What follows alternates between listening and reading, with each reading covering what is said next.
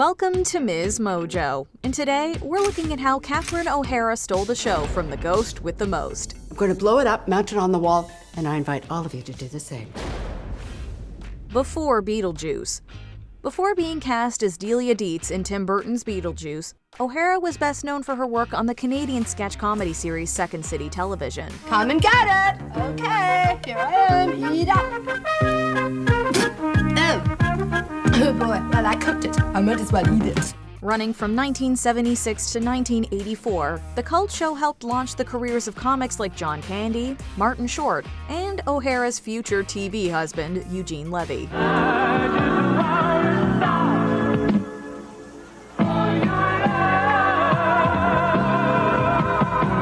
Winning an Emmy for her writing contributions, O'Hara stood out with impressions of celebrities like Brooke Shields and original characters like Lola Heatherton. Have we had enough with the sliding pictures or what? I mean, maybe it's just me, but shouldn't we see Jewel? Feel better? Good. Although some deemed O'Hara, quote, the funniest woman in show business, she hadn't received the same level of attention as somebody like Gilda Radner, a fellow alumnus from Toronto's Second City troupe. Ironically, O'Hara understudied for Radner, who dated her brother. People knew O'Hara's eccentric characters, although she wasn't a household name yet. I dared to take her place at Second City Theatre, and I've been imitating her since. It became clear that O'Hara was gaining a following when Martin Scorsese recognized her at an event, leading to her being cast in After Hours. What's the matter? Shut up. What? Shut up. What's wrong? You're dead, pal. I'm what? Gail? Gail, what are you doing? O'Hara landed a few other supporting roles in movies after leaving SCTV, including Mike Nichols' Heartburn. She wasn't satisfied with every offer, however. O'Hara said in 1988, quote, "The films I'm offered I usually don't want. The films I want I don't get. There aren't that many great scripts, or maybe they just don't get as far as my level." One role O'Hara wanted was Jane Craig in broadcast news. Let me talk about it. Don't say anything about anything. O'Hara recalls her first and third auditions going well. Her second and fourth, not so much. The role went to Holly Hunter, but O'Hara wouldn't have to audition when she received the Beetlejuice script. A little gasoline, blowtorch, no problem. Originally, Angelica Houston was set to play Lydia's stepmother, Delia. Please. And dear Fester, which is the real you? The loathsome, underhanded monster you've become? When Houston fell ill, O'Hara's name came up. This is our first meal in this house, so why don't we all do our little private parts to make it a pleasant one? Like most of the actors approached about Beetlejuice, O'Hara didn't entirely understand the script. Regardless, O'Hara was intrigued, saying, quote, "It was so weird. It wasn't like anything I've read. It was from another world." Did you feel something? When? O'Hara flew from Toronto to LA to meet Tim Burton, whose only other movie up to that point was Pee-wee's Big Adventure. She got the addresses mixed up, though. I finally stopped at a payphone and called, it was 87, whatever, and called my agent. They said, no, you're supposed to be at Warner Boulevard. Upon arriving, she found a note on the door saying, quote, "I'm so sorry, I couldn't wait any longer, Tim Burton." O'Hara felt this was a blessing in disguise, as she got the part anyway without meeting Burton first. So you were miserable in New York City, and now you're going to be miserable out here in the sticks. At least someone's life hasn't been upheaved. In defense of Delia Deetz. You people know where that's going? Did anyone tell you where to... Why are there only 3 sculptures? There were 4 sculptures here. Where's the 4th? Where's the 4th sculpture? No! No, what are you doing? Delia Deetz is introduced as a yuppie who's more concerned with her sculptures and remodeling her new house than raising her teenage stepdaughter, Lydia. At first, you might assume that Delia is an antagonist. What happened to these people? They died. Oh, look, an indoor outhouse. That was O'Hara's first impression, saying, quote, "I just thought of myself on my worst day. Initially, I thought she was going to be this one-dimensional witch. I mean, she is the villain and everything, but instead of making her just mean, which is how I first read it, she just became someone that gets in everybody's way because she's so insecurely self-obsessed." I'm here with you. I will live with you in this hellhole, but I must express myself. If you don't let me gut out this house and make it my own, I will go insane and I will take you with me! While O'Hara's description is most accurate, we don't think Delia qualifies as a villain. Why don't you just leave this room alone, okay? Okay. When the Deetzes move in, they don't realize their house is haunted, so Delia has every right to remodel. When the Deetzes learn about the Maitlands, Delia quickly embraces their presence. But come on! If they are in here, I don't want to scare them away. Well, we're leaving now. You can go about your business. Granted, she oversteps her boundaries, but if ghosts were haunting your house, wouldn't you want to prove their existence and maybe make a profit? Delia eventually gains a better understanding of the supernatural with the Deetzes and Maitlands coexisting under one roof. Oh, so are they still here? Oh, they're still here. They're just hiding out. Probably feel guilty about what they did to me. Yeah, they're sorry they didn't kill you.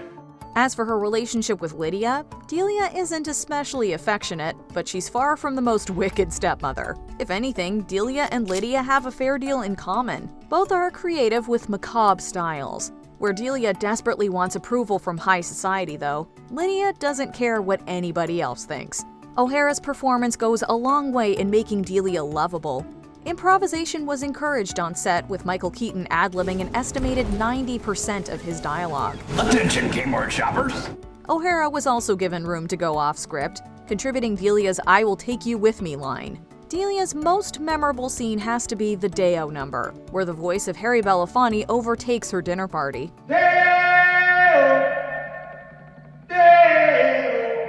The sequence was going to feature the Ink Spot song "If I Didn't Care."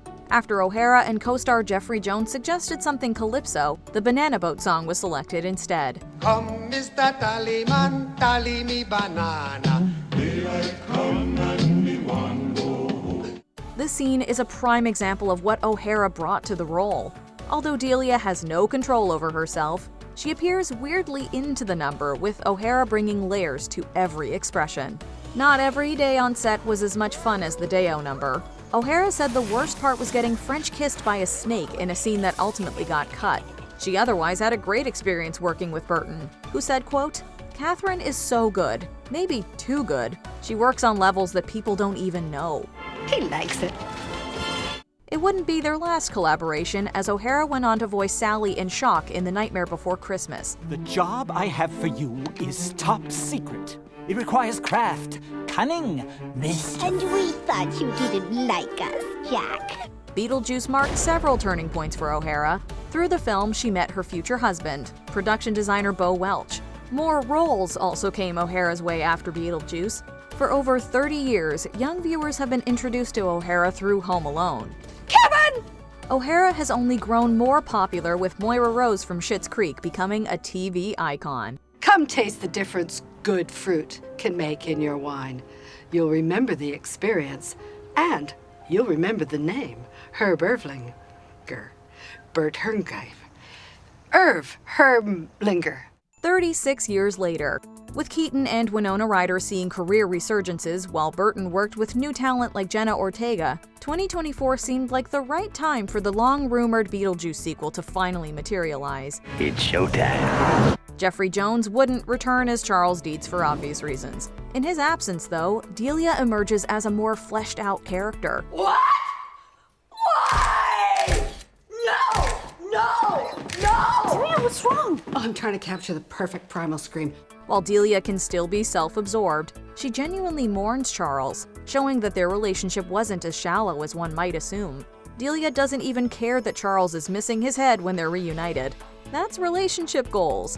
Her relationship with Lydia also has more depth. In the original film, Gina Davis's Barbara was the more maternal figure. Now that Barbara and Adam Maitland have moved on, Delia steps up more. Lydia is also less antipathetic toward Delia. That might be because Lydia is now a mother and can identify with having an angsty teenage daughter. Death is hard. Yeah, sometimes I think life is harder. Delia takes satisfaction in seeing Lydia get tormented for a change. At the same time, you do get the sense that Delia cares about Lydia and vice versa. We cannot sincerely celebrate all that was good about our dearly departed, not until we release the horror that they inflicted upon us. They don't overtly show it, but it wouldn't be in character for either to do so. The point is that both are there for each other when it matters most. Even when death inevitably separates them, Lydia and Astrid aren't getting rid of Delia that easily. For a character who might have started as one note on paper, Delia has one of the stealthiest yet most complete arcs across both Beetlejuice movies. I saw some ghosts.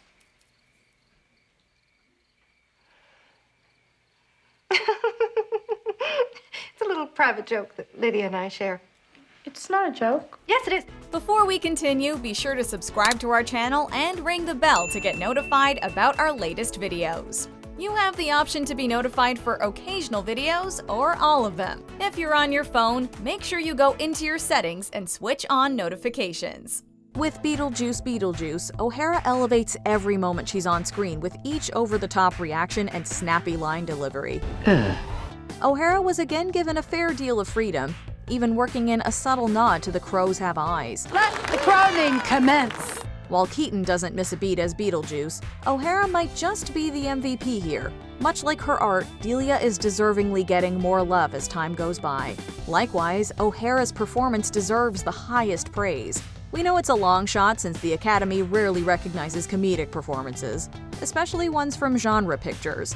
You heard it here first, however. For your consideration, Catherine O'Hara, Best Supporting Actress. Villain heck and trash. What a juxtaposition. We know that. And what happened?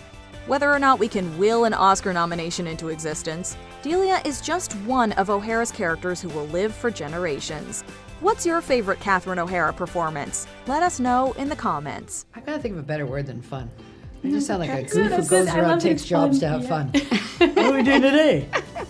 Do you agree with our picks? Check out this other recent clip from MsMojo. And be sure to subscribe and ring the bell to be notified about our latest videos.